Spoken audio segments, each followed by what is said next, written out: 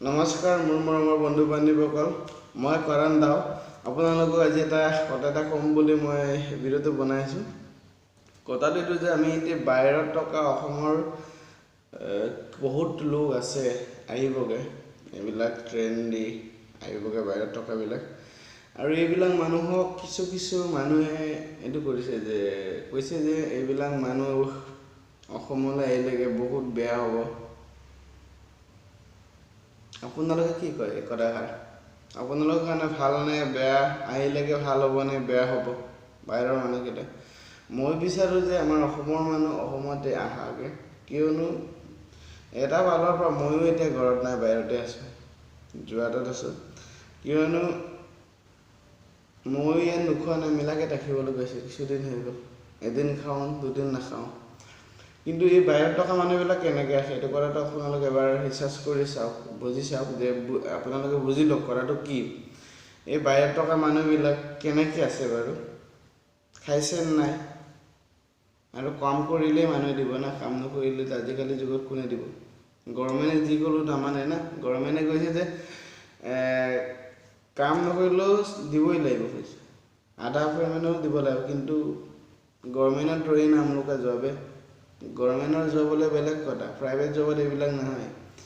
এইটো কাৰণে মই বিচাৰোঁ এইবিলাক মানুহ আহকে।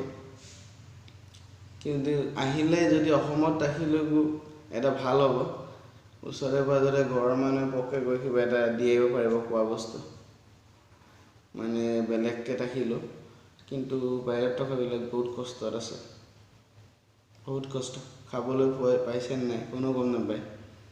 ঘৰৰ মানুহ তেনেকৈ ফোন কৰি কৈছে খাই আছোঁ, কিন্তু ইয়ে জানে সঁচা কৈছে নে মিছা কৈছে। ময়ো মোৰ হৃদয়ৰ কথা এটা কৈছোঁ, ময়ো আছোঁ এনেকেই, এদিন খাওঁ দুদিন নাখাওঁ। আপোনালোকে এইবিলাক ভাবি চাওক। মই আছামত থাকিয়ে মই যোৰহাটত আছোঁ, গ'লে যাব পৰা নাই। ভাবিছা? এইকাৰণে বাহিৰত থকা মানুহটো আহিলে বেছি ভাল, আহিব লাগে, আহক বুলি মই আশা কৰোঁ। আৰু ইয়াতে অসমতে থাকিবগৈ সিহঁতে। এতিয়া চব গভৰ্ণমেণ্টে বনাইছে সিহঁতক থাকিবৰ কাৰণে, খোৱা বোৱাও দিব। কিন্তু দিলেও অসুবিধাটো হ'বই। 20 দিন 22 দিন একমাহ থকাটো অলপ কথা নহয়, বহুত অসুবিধা। গভৰ্ণমেণ্টেনো কিমান দিব নোৱাৰে নে ইমান। কিন্তু নিজেই মানুহবিলাক আহিলেও এটা নিজে মানে নিজৰ ছাইডৰ পৰা নিজে এটা বুজাবুজি থাকিব লাগিব। মই আৰু ৰিকুৱেষ্ট কৰোঁ বাহিৰত থকা মানুহবিলাকক, অসমৰ বাহিৰত থকা মানুহবিলাকক, যে আপোনালোকে আহিলে আপোনালোকে নিজে এটা সাৱধানে আহকগৈ আমাৰ অসমলৈ। আৰু ডিফেন্সটো আপোনালোকে জানেই কেনেকৈ কৰিব লাগে। এইটো এটা ভাইৰাছ কিমান এটা ভয়ংকৰ, আপোনালোকে এইটো পালৰ মানি শুনি পেলাই আহকগৈ। আৰু মই আশা কৰোঁ আপোনালোকে বাহিৰত থকা মানুহবিলাক নিশ্চয় ভালে কুশলে অসমলৈ ঘূৰি আহিব বুলি।